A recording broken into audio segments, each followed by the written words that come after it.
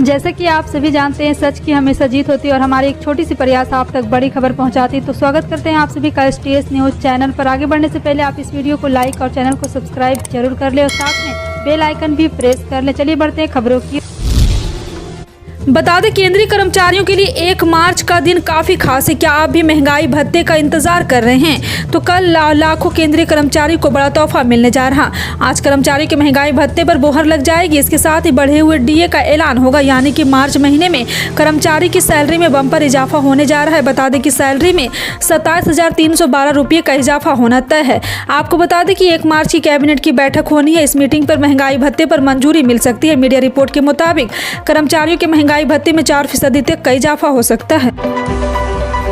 कांग्रेस ने पीएम मोदी पर मल्लिकार्जुन खड़गे को लेकर दिए बयान पर पलटवार किया। पार्टी ने पीएम मोदी को टिप्पणी की दलील समाज को अपमान करार दिया है। कांग्रेस ने मंगलवार को कहा है कि पीएम मोदी की पार्टी अध्यक्ष मल्लिकार्जुन खड़गे पर की गई टिप्पणी दलित समाज और वोटरों का अपमान है। कांग्रेस प्रवक्ता सुप्रिया श्रीनेत ने कहा है कि पीएम ने केवल खड़गे का अपमान नहीं किया, बल्कि उन वोटरों का अपमान भी किया जिन्होंने खड़गे को चुना। ये दलित समाज का भी अपमान है। उन्होंने कहा, सोनिया गांधी को लेकर अभद्र टिप्पणी करने का पीएम की आदत है।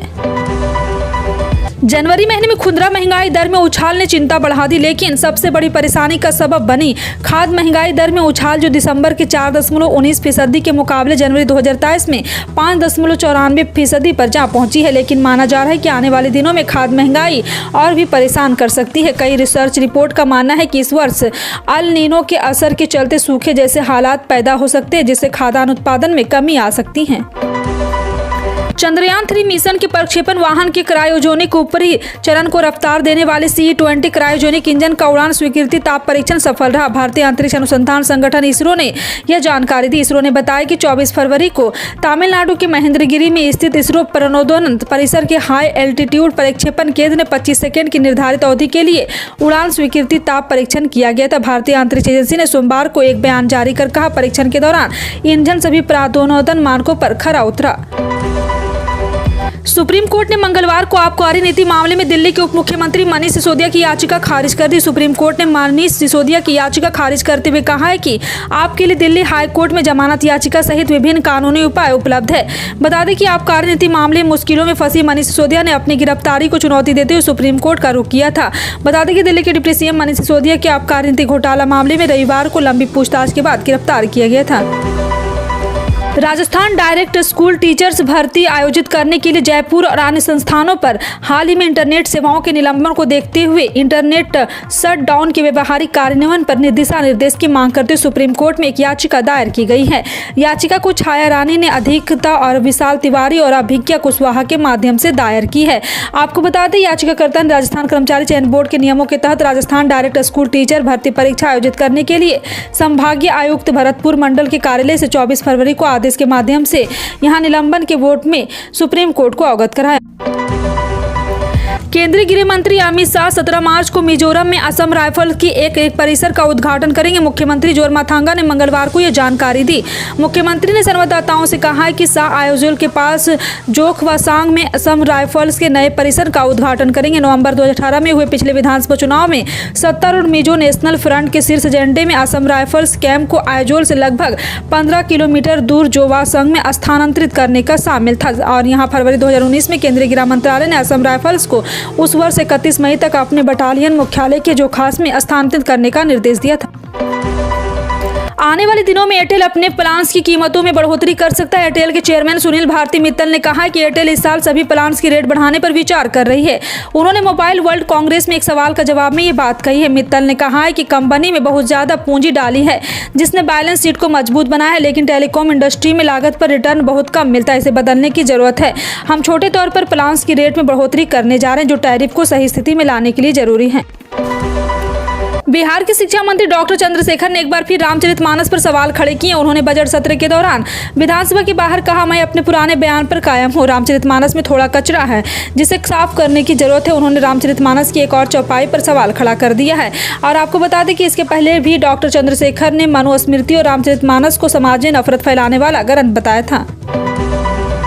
दिल्ली में अरविंद केजरीवाल सरकार के 2 मंत्री मनीष सिसोदिया और सत्येंद्र जैन ने अपने अपने पद से इस्तीफा दे दिया है। न्यूज एजेंसी पीटीआई के मुताबिक मुख्यमंत्री अरविंद केजरीवाल ने दोनों का इस्तीफा स्वीकार भी कर लिया है। इस्तीफा देने वाले दोनों ही नेता अलग अलग मामलों में आरोपी हैं।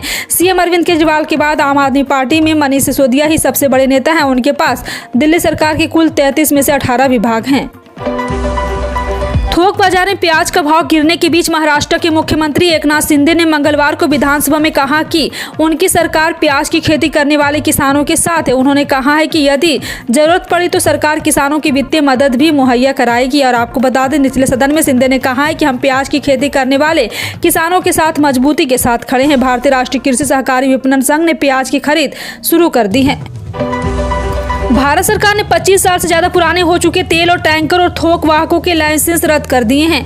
आपको बता दें कि पुराने वाहनों में ग्रीन हाउस गैसों का ज्यादा उत्सर्जन होता है और भारत इनकी जगह नए वाहकों का इस्तेमाल करना चाहता है। इस समय भारत दुनिया का तीसरा सबसे बड़ा ग्रीन हाउस और उत्सर्जन देश है, लेकिन उत्सर्जन कम करने के लिए वह कई कदम उठा रहा है। इस दिशा में अपने बढ़ते हुए भारत अपने जहाजी बेड़ों को औसत उम्र घटाने जा रहा है। देश के जहाजरानी महानिदेशक ने इस बारे में जानकारी दी। साथ ही 20 साल से ज्यादा पुराने वाहकों की खरीद पर भी बैन लगा दिया गया है। देश की सबसे बड़ी दूरसंचार कंपनी रिलायंस जियो के प्रमुख आकाश अंबानी ने मंगलवार को कहा है कि उच्च गति वाली 5G प्रौद्योगिकी स्वास्थ्य देखभाल, शिक्षा, कृषि, आपदा प्रबंधन के क्षेत्र का कायाकल्प करने में मददगार साबित होगी। अंबानी ने वजह प्रस्ताव पर भी यहां पे आयोजित एक वेबिनार में कहा है कि आधुनिक दूरसंचार नेटवर्क प्रौद्योगिकी शहर में स्मार्ट बनने के बाद समाज को सुरक्षित बनाने का भी अहम भूमिका निभाएगी। उन्होंने कहा है कि देश में 5G प्रौद्योगिकी की शुरुआत होने के 6 महीने में ही दूरदराज के इलाकों तक पहुंचने लगी। छत्तीसगढ़ में हाल ही में हुए कांग्रेस के महाधिवेशन में प्रियंका गांधी के स्वागत में बिछाए फूलों को लेकर बघेल सरकार की खूब किरकिरी हुई थी। अब एक बार फिर इन फूलों को लेकर निशाने पर है। दरअसल प्रियंका गांधी के स्वागत में जो फूल बिछाए गए थे, अब उन फूलों से गुलाल तैयार किया जाएगा। रौंदे गए फूलों को छेड़ी छाड़ी और यहाँ पे स्थित मल्टी यूटिलिटी सेंटर में पहुंचाए गए। इसे लेकर भाजपा प्रवक्ता पूर्व कैबिनेट मंत्री राजेश मुनता ने सरकार पर सवाल उठाया और इसे सनातन विरोध मानसिकता करार दिया है। वैश्विक बाजार में बहुमूल्य धातुओं की कीमतों में कमजोर के रुख के बीच राष्ट्रीय राजधानी के सराफा बाजार में मंगलवार को यहां सोने के भाव 110 रुपये की गिरावट के साथ 55,550 रुपये प्रति 10 ग्राम रह गया। HDFC सिक्योरिटीज ने यह जानकारी दी। पिछले कारोबारी सत्र में सोना 55,660 रुपये प्रति 10 ग्राम के भाव पर बंद हुआ था। चांदी की कीमत में 550 रुपये लुढ़ककर 63,000 रुपये प्रति किलोग्राम पर बंद हुई। HDFC सिक्योरिटीज के वरिष्ठ विश्लेषक सौमिक गांधी ने कहा है कि दिल्ली में सोने की हाजिर कीमत 110 रुपये के नुकसान के साथ 55,550 रुपये प्रति 10 ग्राम रह गई है। मंगलवार को बिहार सरकार के वित्त मंत्री विजय कुमार चौधरी ने साल 2023 से 24 के बजट बिहार विधानमंडल में पेश किया। इस बजट में सरकार ने करीब 1.5 लाख सरकारी नौकरी का ऐलान किया है। वित्त मंत्री ने बजट भाषण में कहा कि पिछले 10 सालों में बिहार के बजट का आकार 3 गुना बढ़ा है। बिहार की आर्थिक वृद्धि दर 10.98% रही। बिहार विकास दर में तीसरे स्थान पर है। युद्ध के बीच रूसी सेना को लेकर यूक्रेनी आर्म्ड फोर्स की तरफ से बड़ा दावा किया गया। यूक्रेनी आर्म्ड फोर्स के जनरल स्टाफ ने दावा करते हुए कहा है कि काउंटर अटैक के डर से यूक्रेन से रूसी सैनिक भाग रहे हैं। रूसी अधिकारी यूक्रेन में क्रीमिया की तरफ भाग रहे हैं। यूक्रेनी सेना जवाबी कार्रवाई के दौरान 24 घंटे में 81 रशियन अटैक को नाकाम किया है। रूस के डर से यूक्रेन फिर से कई क्षेत्रों में अपना कब्जा जमा सकता है। जी हाँ, आपको बता दें कि एक बार फिर से रूस यूक्रेन को लेकर के घमासान जारी है और अभी तक रूस को लेकर के जो प्रक्रिया सामने आ रही, जो मिसाइलें सामने आ रही, मिसाइलें जो दागी जा रही, यूक्रेन के लिए बड़ा खतरा साबित होने वाला है। सिंगल यूज प्लास्टिक के इस्तेमाल और कागज की बर्बादी को लेकर प्रदेश की योगी सरकार ने एक बार फिर कड़ा कदम उठाया है। मुख्य सचिव दुर्गा शंकर मिश्रा की ओर से सभी सरकारी अधिकारियों को निर्देशित किया गया कि कार्यालयों में अधिक से अधिक सॉफ्ट कॉपी का इस्तेमाल किया जाए, जबकि बैठकों में पानी के लिए प्लास्टिक बोतल का उपयोग नहीं किया जाएगा। साथ ही फिजिकल कॉपी का प्रयोग कम से कम किए जाने के भी निर्देश दिए गए हैं। मुख्य सचिव और यहाँ स्पष्ट कहा गया कि दिशा निर्देश से कड़ाई से तत्काल अनुपालन सुनिश्चित किया जाए। मुख्य सचिव की ओर से दिए गए दिशा निर्देश में कहा गया है कि लगातार देखने में आ रहा है कि बार दिशा निर्देश के बावजूद विभागों द्वारा प्लास्टिक कवर तथा सिंगल साइड प्रिंट का बुकलेट प्रस्तुत किया जा रहा है। यूं तो केंद्र की मोदी सरकार और राज्य सरकार ने किसान, बच्चों, महिलाओं, बुजुर्गों और श्रमिकों समेत हर वर्ग के लिए कई योजनाएं शुरू की हुई है। लेकिन आज हम आपको बताएंगे किस योजना की जानकारी लेकर आए हैं, वो इन दिनों सबसे ज्यादा चर्चाओं में है। इसका एक बड़ा कारण यह भी है कि इस योजना के तहत महिलाओं को सरकार की ओर से 1000 रुपये महीने की आर्थिक मदद की जा रही है। अगर आप महिला हैं और इस योजना का लाभ उठाना चाहती हैं तो आप भी इससे जुड़कर 1000 रुपये की रकम पा सकती हैं। आपको बता दें कि यहाँ हम बात कर रहे हैं मध्य प्रदेश सरकार द्वारा चलाई जा रही MP लाडली बहन योजना की।